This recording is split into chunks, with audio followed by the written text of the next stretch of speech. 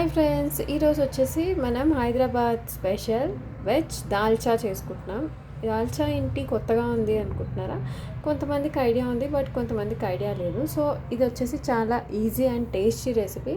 ఎప్పుడైనా మీకు బోర్ కొడితే కనుక సొరకాయ ఇంట్లో ఎవరైనా తినకపోయినా సొరకాయ, కద్దు, ఆనపకాయ ఇలా ఎవరు దీన్ని రకరకాలుగా అంటారు. సో ఎవరైతే ఇది తినలేదో ఇలా ట్రై చేసి చూడండి, చాలా ఇష్టంగా తింటారు అండ్ చాలా టేస్టీగా ఉంటుంది. ఇది పూరికి, చపాతీకి, రైస్కి సైడ్ డిష్గా చాలా బాగుంటుంది. సో చాలా ఈజీ ప్రాసెస్లో నేను మీకు ఇవాళ చూపించబోతున్నాను. సో దీనికి కావాల్సిన పదార్థాలు వచ్చేసి కద్దు అంటే సొరకాయ లేదా ఆనపకాయ, మిర్చి 2 ఇలా కట్ చేసి పెట్టుకున్నానండి చీల్చి, టమాటోస్ 2, ఆనియన్స్ చిన్నవి 2, కసూరి మెతి, కొత్తిమీర అండ్ పుదీనా అనమాట.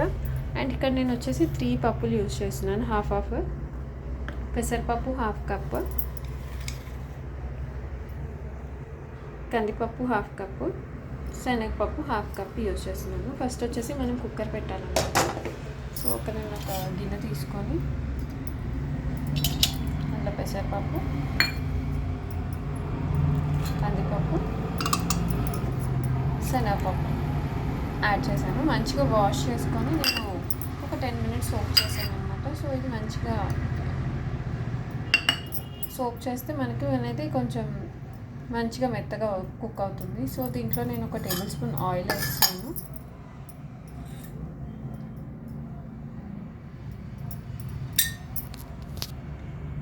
అలాగే మనం ముందుగా తరుక్కున్న టమాటాలు సగం టమాటోలు వేసుకున్నాను. ఇంకా సగం అనేది మనకి కూరకి యాడ్ చేసుకోవాలి. అండ్ హాఫ్ ఆనియన్స్ యాడ్ చేస్తున్నాను. సో ఇక్కడ హాఫ్ ఆనియన్స్ యాడ్ చేశాను. So remaining half onions and half tomatoes మనం పోపులో వాడదాము. అండ్ ఇప్పుడు ఫ్రెష్ కొత్తిమీర, కరివేపాకు నేను వాష్ చేసి పెట్టుకున్నానండి. సో అది యాడ్ చేస్తున్నాను.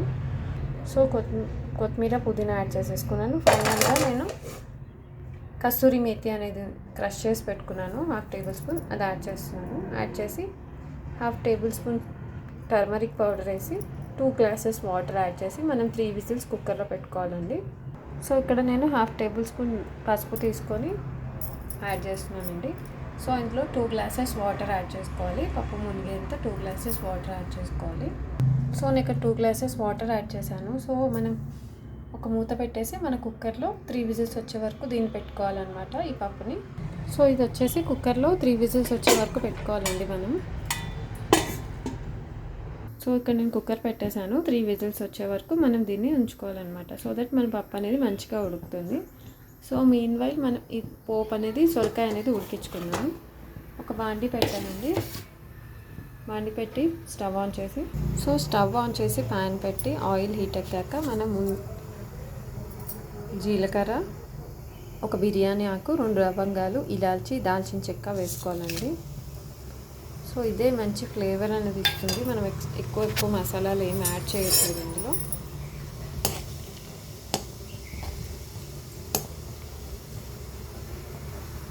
సో ఇక్కడ నేను అల్లం వెల్లుల్లి పేస్ట్ యాడ్ చేయట్లేదు. సో ఈ ప్లేస్లో మీరు అల్లం వెల్లుల్లి పేస్ట్ అనేది యాడ్ చేసుకోండి. ఇది కొంచెం వేగుతుండగా మనం ఎండుమిరపకాయలు 2, కరివేపాకులు యాడ్ చేసుకోవాలి. సో ఈ చిట్పట్లాడే సమయంలో మనం పోపు కోసం ఉంచుకున్న half onions, half tomatoes add చేసుకోవాలి. సో ఇక్కడ నేను ఆనియన్స్ అండ్ టమాటోస్ యాడ్ చేసుకున్నాను. ఇది కొంచెం వేగాక మనం ముందుగా సగం సొరకాయ తీసుకున్నానండి. చిన్న సొరకాయలో సగం కట్ చేసి పెట్టుకున్నాను ఇలా. సో మీరు మీ ఇష్టం వచ్చిన షేప్స్లో కట్ చేసుకోవచ్చు. నేను ఇలా పొడుగ్గా కట్ చేసుకున్నాను అనమాట. ఈ ఆనియన్స్ అనేవి కొంచెం ఫ్రై అయ్యాక మనం సొరకాయ ముక్కలు అనేవి యాడ్ చేసుకోవచ్చు.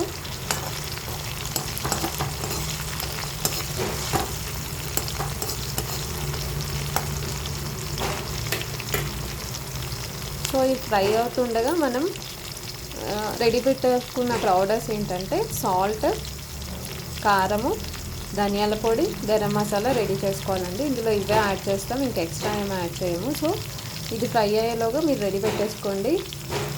ఉప్పు, కారం, ధనియాల పొడి, గరం మసాలా అన్నమాట.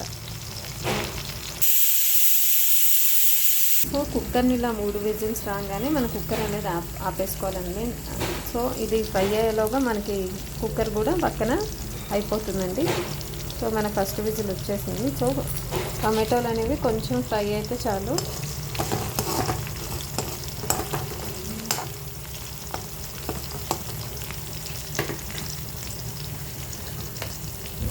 సో ఈ టైంలో మనం ఈ సొరకాయ ముక్కలు అనేది అందులో యాడ్ చేసుకోవాలండి.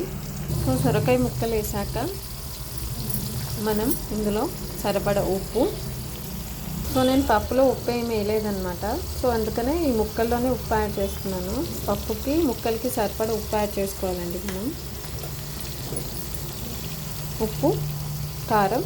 నేను ఇక్కడ 1 స్పూన్ కారం వేస్తున్నాను. కారం మీకు తగినంత వేసుకోండి, ఎందుకంటే లాస్ట్లో మళ్ళీ మనము పచ్చిమిరపకాయలు కూడా యాడ్ చేస్తున్నాం కాబట్టి కారం మీ రుచికి తగినంత వేసుకోండి. ఇప్పుడు ధనియాల పొడి ఇంకా గరం మసాలా కూడా యాడ్ చేస్తున్నాను, 1/2 టేబుల్ స్పూన్ యాడ్ చేశాను. సో ఇది బాగా కలుపుకొని, సో మన సొరకాయ ముక్కలు అనేవి ఉడకాలి కదండి, ఫస్ట్ కారం పట్టాలని నేను ఇవన్నీ వేసాను. మన సొరకాయ ముక్కలు ఉడకాలి అంటే మనం ఇందులోకి 1/2 గ్లాస్ వాటర్ అనేది యాడ్ చేసుకోవాలి. సో దట్ మన సొరకాయ ముక్కలు అనేది మంచిగా ఉడుకుతాయండి. సో నేను ఈ గ్లాస్లో నుంచి సగానికి సగం తీసుకున్న నీళ్ళు యాడ్ చేసుకొని గట్టి మూత అనేది పెట్టేస్తున్నానండి. అప్పుడు మన సొరకాయ ముక్కలు అనేవి మంచిగా ఉడుకుతాయి. మన కుక్కర్ 3వ విజిల్ కూడా వచ్చేసింది కాబట్టి స్టవ్ ఆఫ్ చేసుకోవాలి. కుక్కర్ చల్లబడే వరకు మనం ఆగాలన్నమాట. సో కుక్కర్ 3 విజిల్స్ వచ్చేసాయి కాబట్టి కుక్కర్ ఆపేసాను. సో ఇదేంటంటే మనకి కొంచెం కుక్కర్ చల్లారే వరకు మన ఈ ముక్కలు అనేవి మంచిగా మగ్గుతాయి. మనం టైట్ మూత పెట్టేసి ఒక 10 మినిట్స్ మనము సిమ్లో పెట్టుకోవాలన్నమాట. సో 10 మినిట్స్ అయ్యాక మూత తీసి చూడాలండి. సో ఇంకొంచెం ఉడకాలన్నమాట, కొంచెం గట్టిగానే ఉంది. సో ఇంకొక 5 మినిట్స్ ఉడకాలి. సో లోపల మన కుక్కర్ అనేది చల్లారిపోయింది. మన పప్పుని తీసేద్దాం. సో మన పప్పు కూడా తీసేసాను. చూడండి ఎంత చక్కగా ఉడికిపోయిందో మన పప్పు. సో కొంచెం మన సొరకాయ అనేది ఉడికిపోతే మనం ఈ పప్పుని దాంట్లో యాడ్ చేసేసుకోవచ్చండి.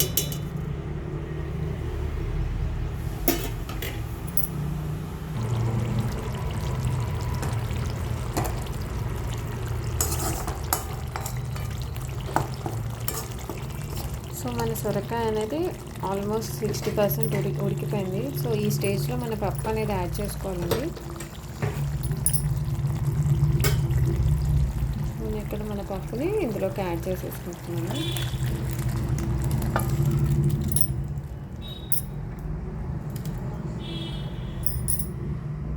పప్పు అనేది ఇందులో యాడ్ చేసేసాను.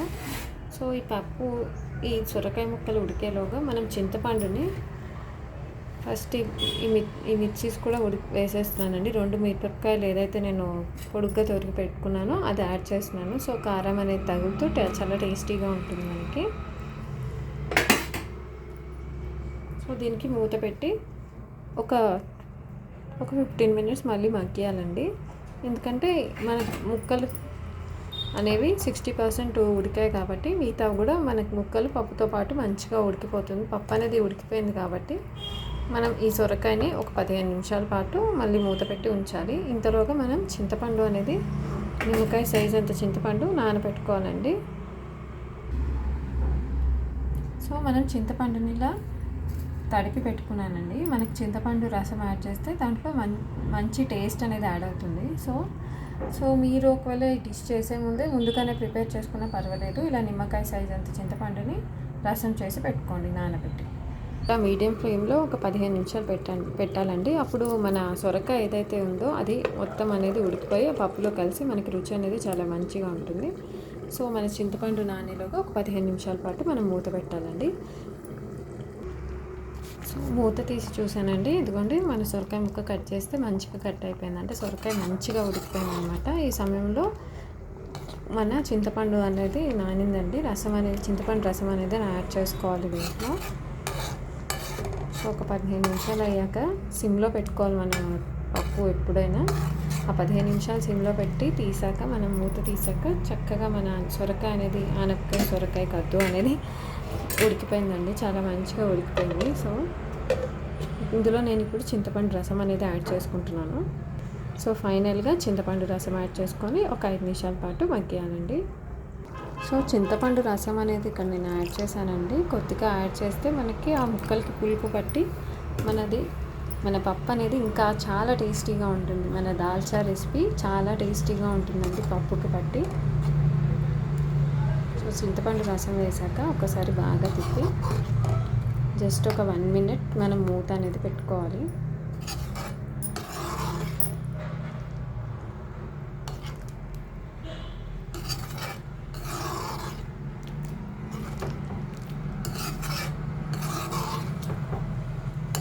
మీ సొరకాయ ముక్క అనేది ఒకసారి చెక్ చేసుకోండి.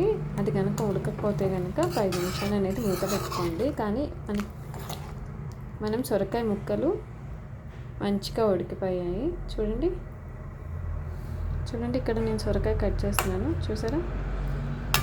సో మనకి 1 నిమిషం మూత పెడితే సరిపోతుందండి. చింతపండు రసం యాడ్ చేసాం కాబట్టి ఆ పులుపు అనేది ముక్కలకి పట్టడం కోసం జస్ట్ ఒక 1 మినిట్ మూత పెట్టి తీయాలండి. సో ఈ స్టేజ్లో మనం కొత్తిమీర అనేది యాడ్ చేసుకోవాలండి గార్నిషింగ్ కోసం. సో నేను డిష్ అవుట్ చేసేసుకున్నాను. ఎంతో టేస్టీ అయిన వెజ్ దాల్చా రెడీ. సో ఇది చాలా టేస్టీగా ఉంటుంది. మీరు కూడా కంపల్సరీ ట్రై చేసి ఇది ఎలా ఉందో నాకు ఫీడ్బ్యాక్ ఇవ్వండి. సో మరిన్ని ఇంట్రెస్టింగ్ వీడియోస్, భూషిత వీడియోస్ కోసం నా ఛానల్ని సబ్స్క్రైబ్ చేయండి. Thanks for watching. ఇది ఈ పప్పు మనకి చపాతీలో, పూరీలో, అలాగే రైస్లో చాలా బాగుంటుందండి.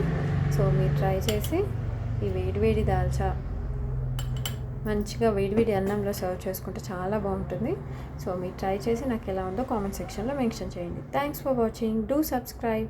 బాయ్.